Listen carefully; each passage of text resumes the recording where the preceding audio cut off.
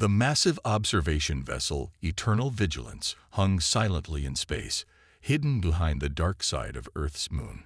Its sleek purple hull absorbed all light, making it invisible to Earth's primitive detection systems.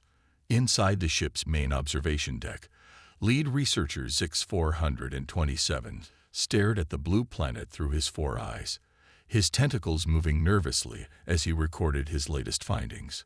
Log entry 2157, Earth Observation Mission. Zix spoke into his data crystal. The humans continue to surprise us. Their technological growth rate is beyond anything we've seen in our 50,000 years of species observation. He paused the recording and turned to his assistant, Valet, who was analyzing data streams from Earth's internet. Show me the latest from their defense facility in New Mexico. The air in front of them shimmed as a holographic display appeared. On the screen, a human female in a white lab coat worked on what appeared to be an energy converter. The name tag on her coat read Lisa Martinez. This human engineer has done something impossible, Valet said, her crystalline body gleaming under the soft ship lights. She's modified our discarded energy converter from the crash site, but she's changed it in ways that violate 3 laws of physics, at least the physics we understood to be universal. Zix moved closer to the display, his gray skin growing pale with concern. The human engineer had taken their simple energy converter, designed to power small vehicles, and somehow transformed it into something else entirely. The readings made no sense. How did she bypass the quantum lock? Zix asked, more to himself than his assistant. Every piece of Galactic Council technology had safeguards to prevent less advanced species from accessing its core functions. Yet somehow, this human had not only bypassed them, but had improved the design. The observation continued as Lisa Martinez connected several Earth-made devices to the converter.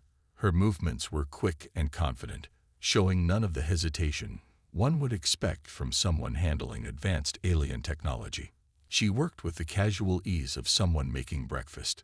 Send this to the Council immediately, Zix ordered. Mark it as priority level 1. Before Valet could comply, alarms began blaring throughout the ship. Red lights flashed as the ship's AI announced, "Warning! Unusual energy signature detected from Earth observation point." On the display, Lisa Martinez's modified converter began to glow with a bright blue light. The energy readings went off the scale, and then something happened that made both alien observers freeze in shock. The device started producing more energy than it consumed. "That's not possible," Valet whispered, her crystalline form vibrating with distress. "They've only had access to the damaged converter for 3 months. They couldn't have." But the humans had. As they watched, Lisa called over other engineers to observe her success. The humans were celebrating, completely unaware that they had just violated what the Galactic Council had thought was an immutable law of physics. "Update the log," Zix said, his voice trembling slightly. The humans don't just use technology. They change it. They don't just learn. They improvise. And most concerningly, they don't seem to understand that some of the things they do should be impossible. The next few hours were a blur of activity. The Eternal Vigilance's communication arrays were operating at full capacity as reports were sent to the Galactic Council. Zix found himself in a heated debate with the Council's emergency response team. "We must establish official contact now," he argued. "If we wait any longer, they might develop capabilities that could threaten the entire galaxy, not through malice, but through their terrifying habit of trying things that no sane species would consider." The council members, appearing as holograms around him, showed signs of deep concern. Each representative from the 100 most advanced species in the galaxy had gone silent after viewing the data from Lisa Martinez's experiment. "Very well," the council leader, a being of pure energy, finally declared. "Prepare for first contact. But Zix-427, you must understand.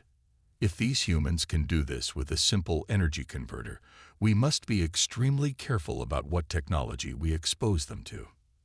As the holograms faded, Zix returned to the observation deck. Below, the Earth continued its peaceful rotation, its inhabitants unaware that their casual relationship with the impossible had just forced the most powerful organization in the galaxy to change plans that had been centuries in the making. "Send a message to all observation posts," he commanded. "We're initiating first contact protocols. And add a special note. All personnel are to secure any advanced technology. We can't risk the humans getting their hands on anything else before we establish proper containment protocols." As the orders went out, Zix watched Lisa Martinez leaving her lab for the day. She was smiling, probably proud of her achievement, completely unaware that she had just changed the course of galactic history. She stopped to chat with a security guard, laughing at some joke, then got into her car and drove away. "Begin landing preparations," Zix ordered, his tentacles moving in complex patterns of anxiety. "And pray to whatever forces exist in this universe that these humans don't figure out anything else before we can make official contact."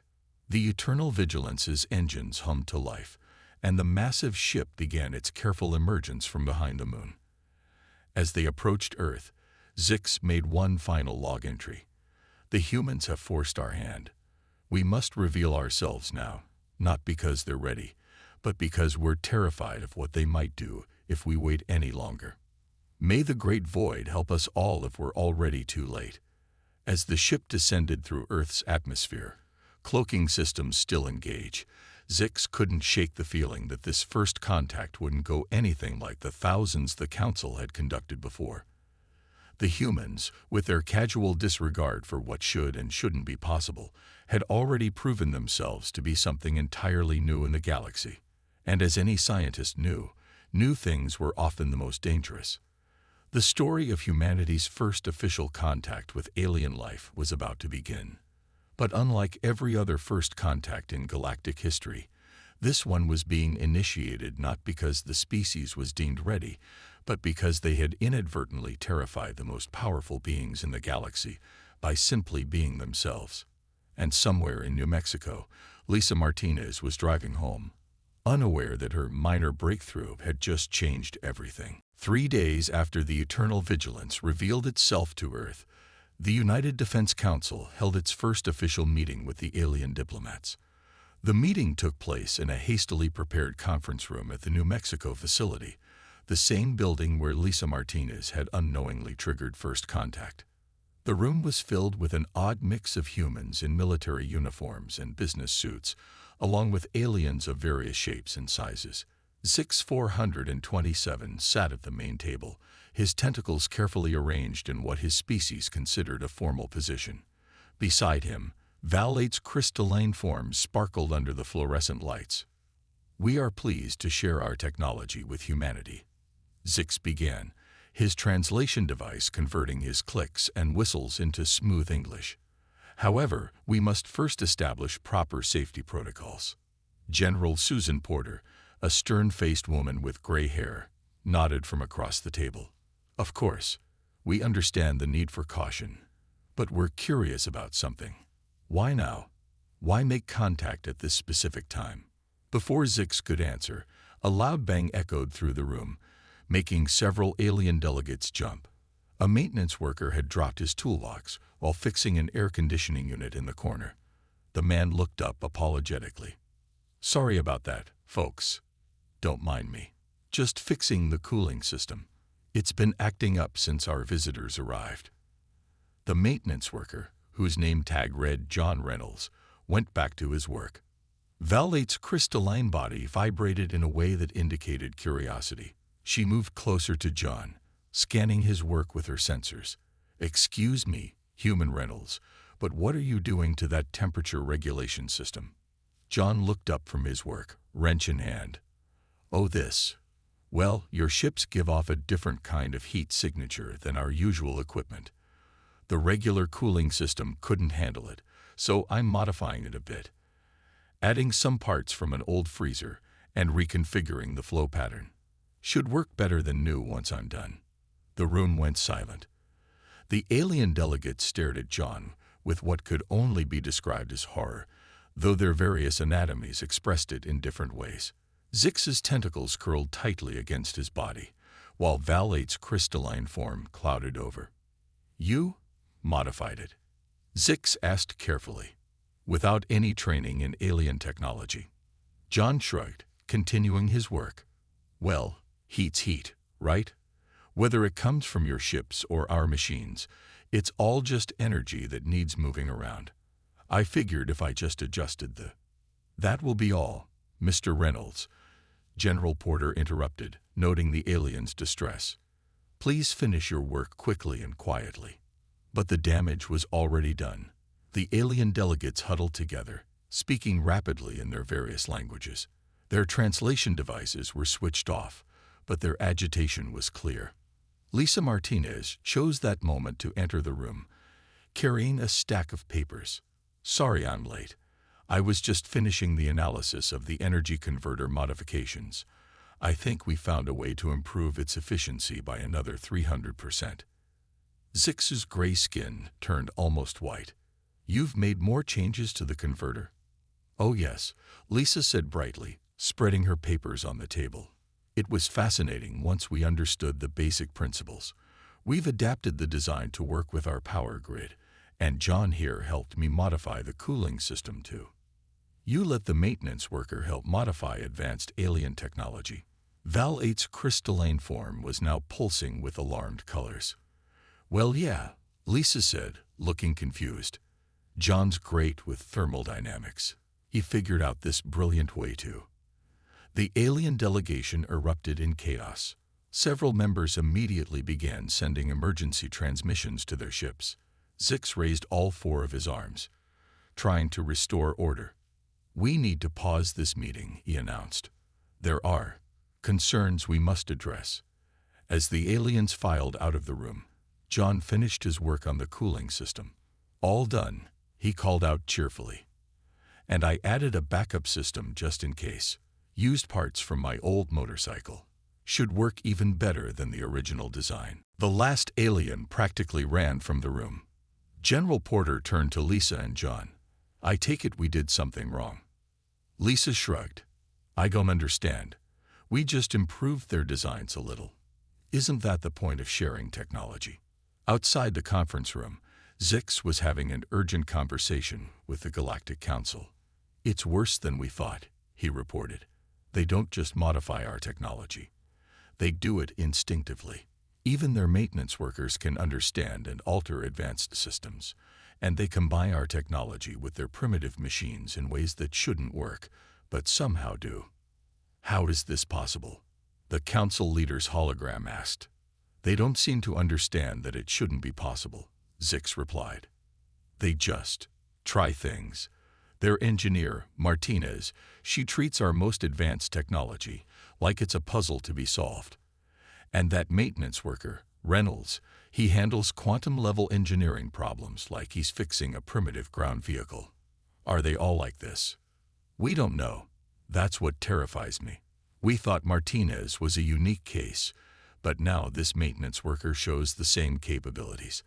How many more of them can do this? How many humans are out there, casually violating the laws of physics because nobody told them they couldn't? Back in the conference room, John and Lisa were reviewing the modifications they'd made, while General Porter watched the alien delegation through the window. Maybe we should slow down a bit, the general suggested. We seem to be making our guests nervous. I don't see why, John said, making a few final adjustments to the cooling system. We're just trying to help. I mean, their technology is amazing, but some of it seems kind of inefficient, like they never thought to try certain obvious improvements. Lisa nodded in agreement. Exactly. Like this energy converter, it's brilliant, but it's like they stopped developing it once it worked, never thinking to push it further. Outside, the alien delegation was reaching a decision. They couldn't risk exposure to more human improvements. The Galactic Council would need to establish strict protocols before any more technology was shared. As Zix prepared to re-enter the conference room, he heard John's voice through the door. Hey, Lisa, I had this idea about your energy converter. What if we combined it with that anti-gravity device they showed us yesterday? Zix didn't wait to hear more. He immediately sent an emergency signal to all alien ships in orbit, locked down all technology. Level 1 containment protocols. The humans are more dangerous than we imagined. The day's meetings were canceled, officially due to cultural adjustment needs. As the aliens retreated to their ships, Lisa and John continued their work, unaware that they had just triggered a galactic-level security protocol.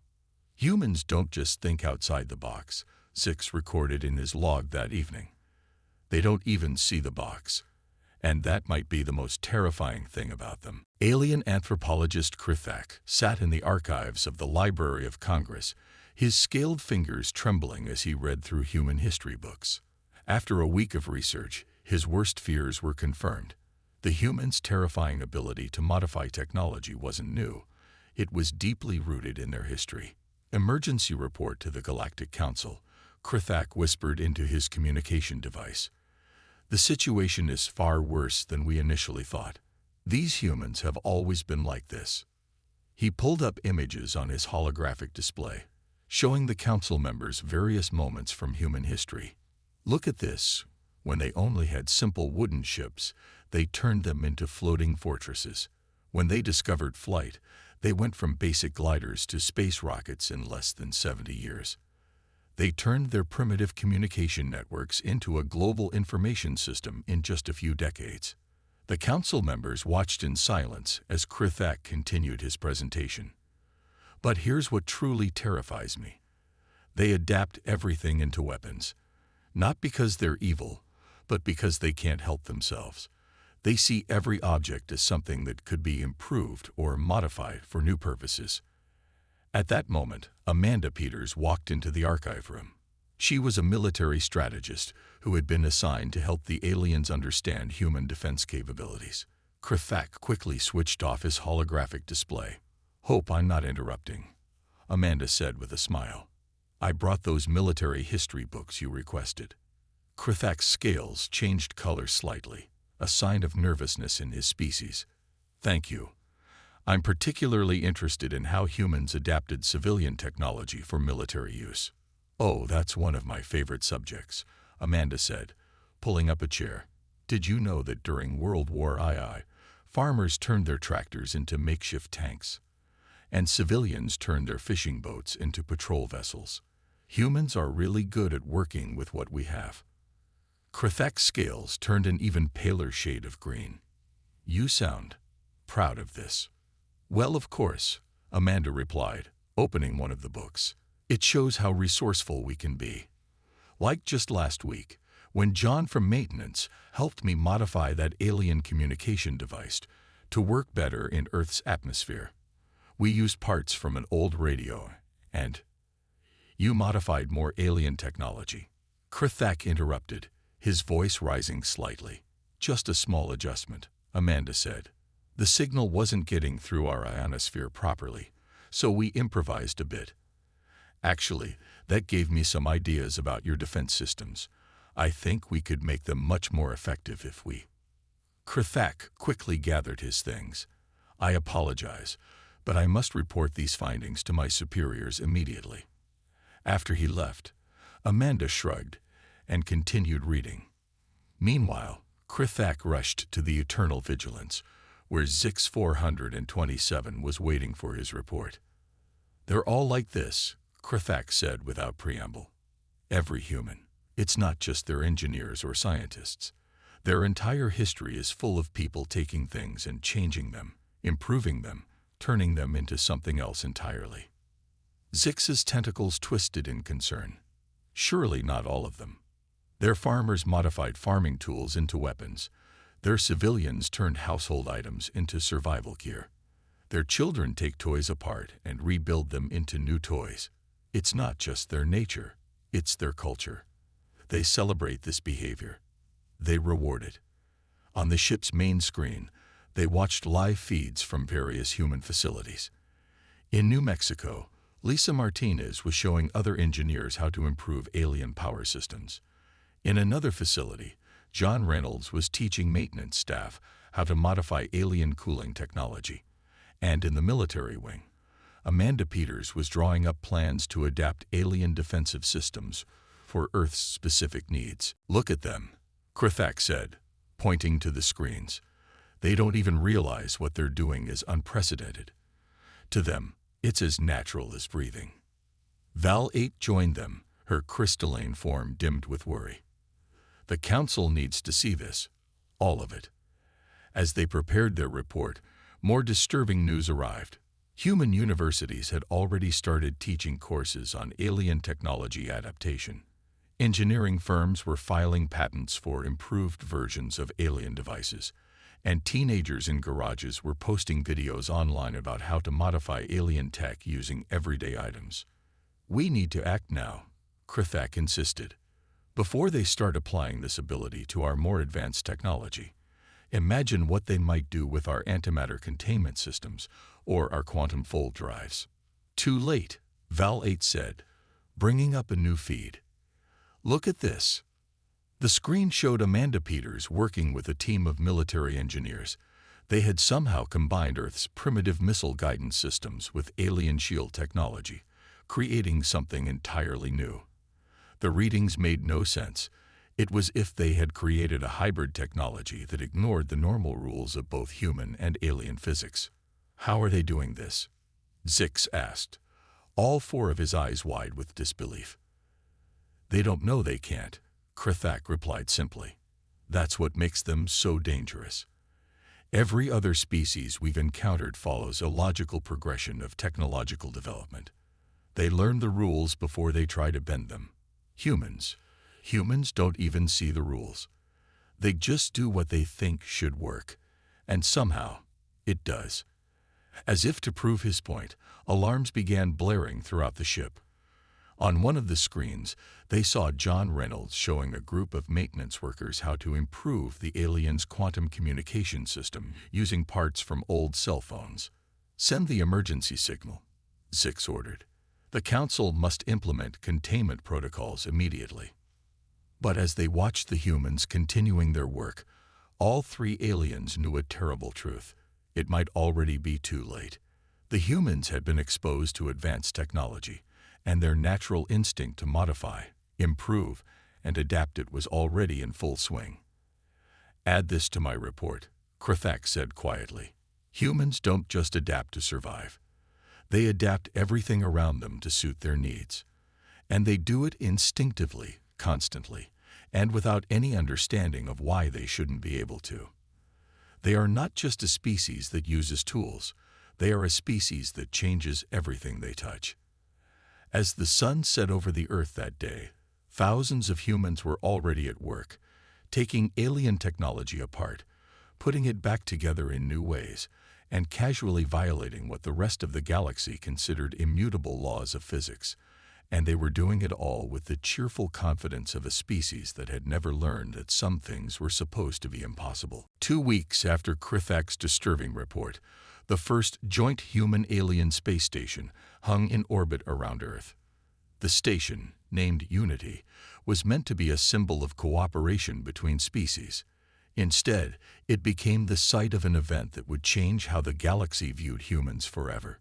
Chris Howard, the station's human maintenance engineer, was doing his regular checks when the first alarm sounded. He looked up from his tablet, frowning at the flashing red lights. "Control, this is Howard. What's going on?" The voice of Zix 427 came through the speakers, tense and worried. "We have a serious problem. The station's main reactor is showing signs of quantum instability. Our safety systems are not responding." Chris checked his readings and started moving toward the reactor section. "I'm closest to that area. I'll take a look." "No." Zix's voice was sharp with fear. "The reactor uses technology far beyond human understanding. You must wait for our specialists to arrive." But Chris was already at the reactor door, pulling up the schematics on his tablet. "The radiation levels are rising fast. Your specialists won't get here in time." Inside the reactor room, blue energy crackled around the alien power core. Warning messages flashed on screens in a dozen alien languages. Chris studied the reactor quickly, his mind racing through possibilities. The containment field is failing. Valate's crystalline voice came through the speakers. Evacuation protocols are now in effect. All personnel must leave immediately. Chris ignored the evacuation order. Instead, he pulled out his toolkit and began removing panels from the reactor housing. Lisa, he called through his communicator, remember that energy converter you modified last month. Lisa Martinez's voice came back quickly. The one we improved using old microwave parts. What about it? I think I can use the same principle here. Can you send me the calculations you used? In the control room, Zix and Valate watched in horror as the human began modifying the highly advanced reactor. Stop, Zix shouted into the comm. That reactor contains enough energy to destroy half the planet if it destabilizes. That's why I need to fix it, Chris replied calmly, his hand steady as he worked. Lisa, I got your calculations. I'm going to try something. What happened next would be debated in the Galactic Council for years to come. Using parts from the station's human coffee maker, an old Earth smartphone, and what appeared to be a modified game console, Chris Howard did something that should have been impossible. He created a makeshift containment field that not only stopped the reactor's destabilization, but actually improved its efficiency. There, Chris said, wiping sweat from his forehead. That should hold it. You might want to check the calibration, though. I had to guess at some of the settings. The alien specialists arrived 20 minutes later to find Chris making notes about possible improvements to the reactor design. The human was so focused on his work that he didn't notice their arrival or their expressions of absolute shock. How? One of the specialists asked, their translator barely able to convey their mix of horror and awe. How did you even understand the quantum matrix configurations? Chris shrugged. Well, it's not that different from the cooling system in my old truck.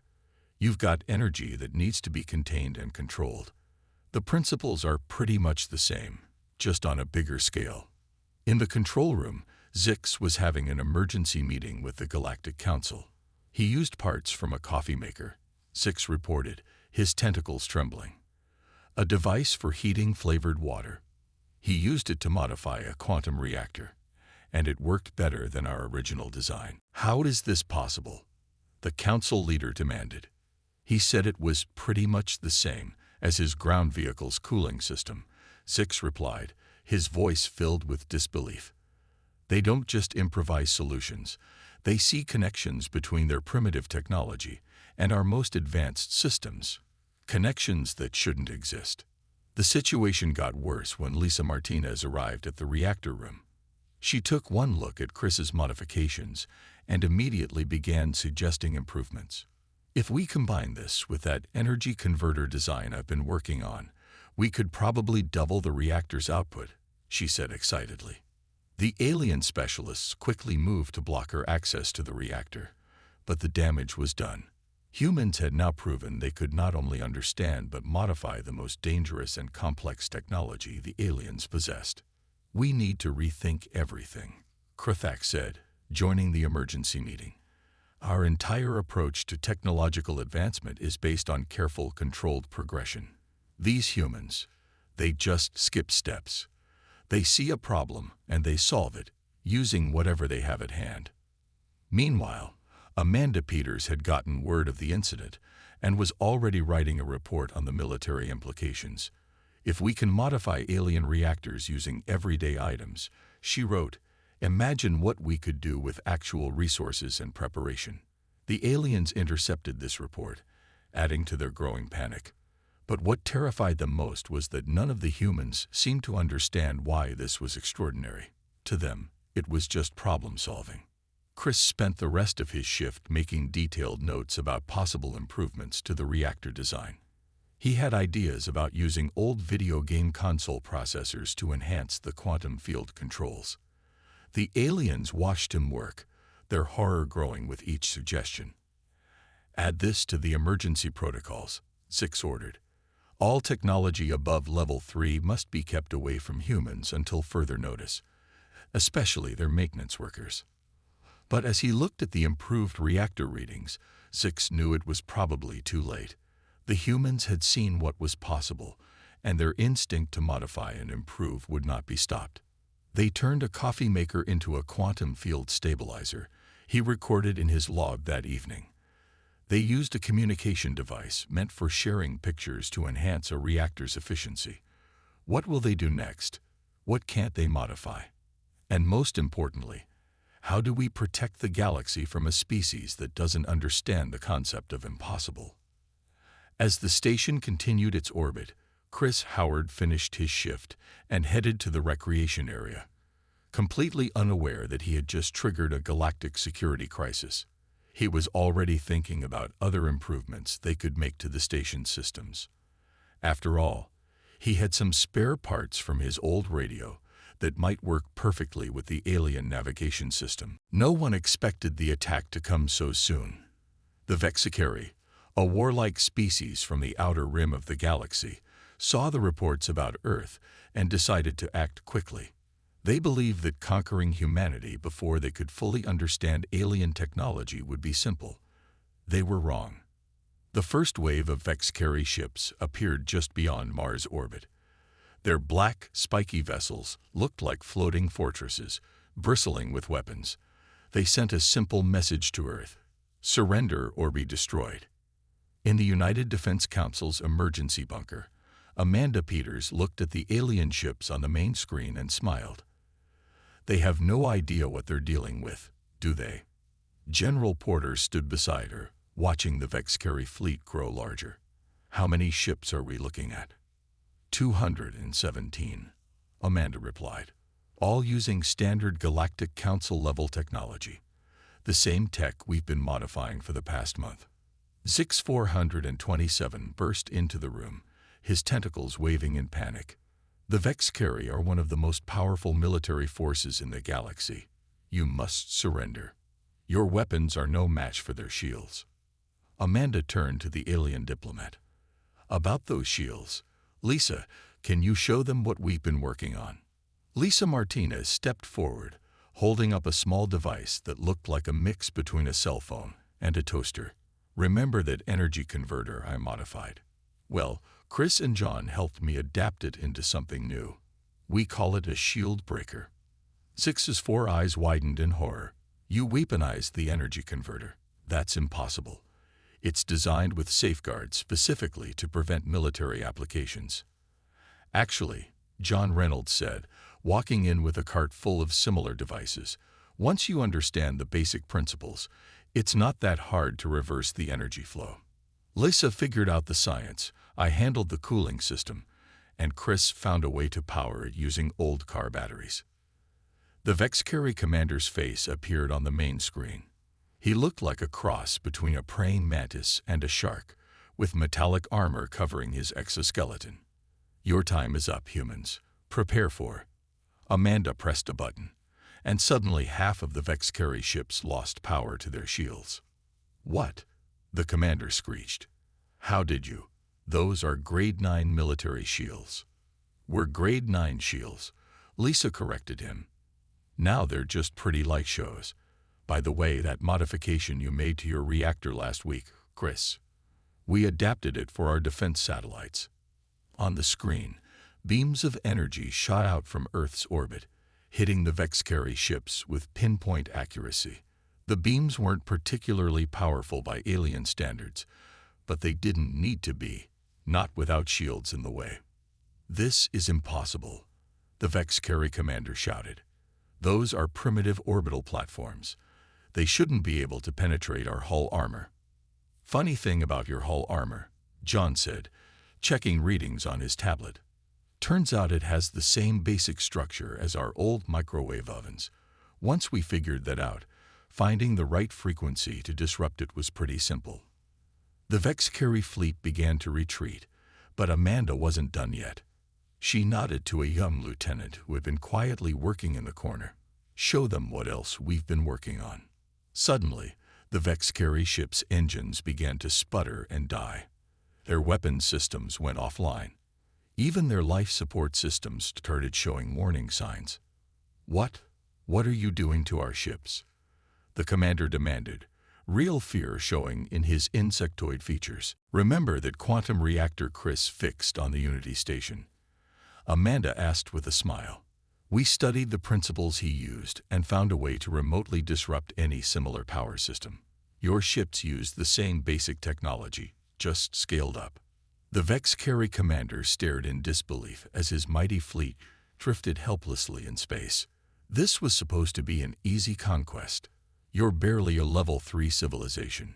You shouldn't even understand how our technology works. That's the thing about humans, General Porter said, stepping forward.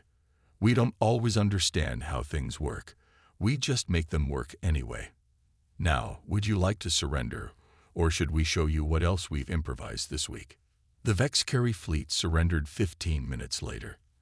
As their ships were towed to Earth orbit by hastily modified human space tugs, Zix sat in a corner, trying to process what he had just witnessed. They didn't just defend themselves, he reported to the Galactic Council. They took our most advanced technology and turned it against their enemies in ways we never imagined possible. They didn't even need to build new weapons. They just changed everything around them into weapons. In the bunker's workshop, Lisa, Chris, and John were already studying the captured Vexcar ships. Their engine design is interesting, Lisa said, looking at the schematics. I bet we could improve the efficiency by at least 200% if we... Stop, Zix shouted, but it was too late. The humans were already drawing up plans, suggesting modifications, finding ways to combine the alien technology with their primitive Earth devices. Amanda Peters added the Vexcar incident to her growing database of human technological adaptations. The best part, she wrote, is that we only used modifications we came up with in the past month. Imagine what we'll be able to do with a year of study, or 10 years. The Galactic Council met in emergency session that evening. The footage from Earth was played again and again. Humans casually bypassing military-grade shields with modified civilian technology, turning defensive systems into weapons, and neutralizing an entire attack fleet using principles they'd discovered almost by accident. We must decide what to do about the humans, the council leader announced. They have proven themselves far more dangerous than we ever imagined. But as the council debated, humans around the world were already at work, studying the captured Vexcar technology, suggesting improvements, finding ways to combine it with their existing tools. Every defeat of the advanced alien systems only encouraged them to try more modifications, more combinations, more improvements. In the bunker's cafeteria, Chris Howard sat with John Reynolds, both men enjoying coffee while looking at the schematics of a Vexcar battle cruiser. You know what would work great with their weapon systems, John said. My old PlayStation processor. The targeting computer uses almost the same frequency range. Chris nodded, already making notes. And I've got some spare parts for my kid's drone that might improve their navigation. Nearby, Zix listened in growing horror as the two humans casually discussed ways to modify some of the most advanced military technology in the galaxy using parts from their entertainment devices and children's toys. The crisis isn't over, he recorded in his log that night. It's only beginning. The humans didn't just survive their first alien attack. They learned from it. And now they have access to even more advanced technology to modify, improve, and combine with their own devices. The galaxy will never be the same. 1 month after the Vexcar incident, the Galactic Council gathered for its most important meeting in 1,000 years. The Great Hall of the Council ship was filled with representatives from over 500 species. They had one item on their agenda: what to do about humans. Zix 427 stood before the council, his tentacles carefully arranged to show respect. Behind him, Val 8's crystalline form sparkled with nervous energy. Krithak sat nearby, holding a stack of reports about human activities over the past month. Honored Council, Zix began, the humans have continued to surprise and terrify us. In just the past week, they have modified our technology in 47 new ways that we thought impossible. The council leader, a being of pure energy, dimmed slightly. Show us. The main display activated, showing Lisa Martinez in her lab. She was explaining something to a group of students while holding what looked like a mix between an alien quantum scanner and an old Earth radio. This modified scanner, Lisa said in the recording, can now see through time. The council chamber erupted in chaos. Through time. Several members shouted at once. That's impossible. That was our reaction too, Krathak said. But then she demonstrated it. Somehow, she combined our quantum scanning technology with what she called AM radio waves and created a device that can observe events from the past. The display changed to show Chris Howard and John Reynolds in the Unity station's workshop. They were casually discussing modifications to the station's defense systems while eating sandwiches. The really interesting part, Chris was saying, is how well old video game controllers work with alien targeting systems. Something about the response time and digital input makes them perfect for quantum targeting. The council watched in horror as John nodded and pulled out what appeared to be an ancient Earth gaming device. And look what I did with this old Nintendo, he said, showing how he had connected it to the station's main computer. Now we can control the entire defense grid with something designed to play games. But that's not the worst part, Zix said, his voice trembling. Show them the military facility. The display switched to show Amanda Peters working with a team of engineers. They had taken the captured Vexcar ships and done something unprecedented. They had improved them. By combining their quantum drives with modified car engines, Amanda explained in the recording, we've increased their speed by 500%. And these old cell phone processors, turns out they're perfect for enhancing the targeting computers. The council chamber fell silent.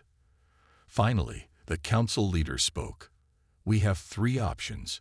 First, we can try to contain humanity, limiting their access to advanced technology. Second, we can attempt to destroy them before they become too powerful. Or third, the leader paused as if struggling with the idea. Or third, we can officially recognize them as something new in the galaxy. A species that doesn't follow the normal rules of technological progression. At that moment, the chamber's doors opened. Lisa Martinez, Chris Howard, John Reynolds, and Amanda Peters walked in, invited to speak on humanity's behalf. The council members moved back slightly, as if afraid the humans might start modifying their personal technology. We understand your fear, Lisa said, addressing the council, but we're not trying to cause trouble. We just see possibilities where others see limits. Like this council chamber, Chris added, looking around. Your artificial gravity system is impressive, but if you adjusted the quantum field generator with some simple modifications, you could improve its efficiency by at least 200%. Several council members gasped. John pulled out a tablet, already sketching ideas. He's right. And if we use some parts from an old microwave, we could probably. Stop. The council leader interrupted. This is exactly what concerns us. You cannot help yourselves, can you? You see technology and immediately think of ways to change it, improve it, combine it with other things. Amanda stepped forward. That's just how humans think. We see problems and look for solutions. We find ways to make things work better. It's not about causing trouble. It's about making things better. The council debated for hours. The humans waited patiently, though they couldn't help but discuss potential improvements to the council chamber systems among themselves. Several council members overheard them talking about modifying the holographic displays, using old DVD player parts, and became even more nervous. Finally, the council reached a decision. The council leader's energy form brightened as they made the announcement. We cannot contain humanity. You would simply find a way around our restrictions, probably using parts from your primitive entertainment devices. We cannot destroy you. You would likely turn our own weapons against us using modified cooking appliances. The leader paused, their energy form flickering with what might have been amusement. Therefore, we are creating a new classification. Unpredictably beneficial species. You will be allowed to continue your modifications, but we ask that you share your discoveries with the council. And the leader added quickly, Seeing the humans already discussing improvements to the Council's communication systems, we ask that you please warn us before making any major changes to fundamental technologies. The humans agreed, though John was already sketching plans for improving the Council Chamber's translation system using parts from an old karaoke machine. As the humans left the chamber, Zix made his final report to the Council. They will change everything, he said, not because they want to cause trouble, but because they cannot help themselves.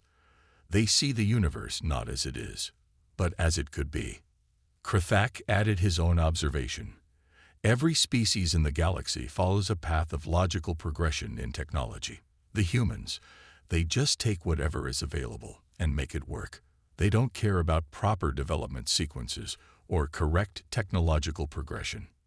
They turned a coffee maker into a quantum field stabilizer, Val 8 reminded everyone. They improved military-grade shields using parts from their primitive entertainment devices, and they did it all without realizing it should be impossible. The Council watched through the chamber windows as the humans boarded their ship, a vessel that had already been modified with a dozen improvements they had thought of during the meeting. The galaxy will never be the same, the Council leader said, but perhaps that is not entirely a bad thing.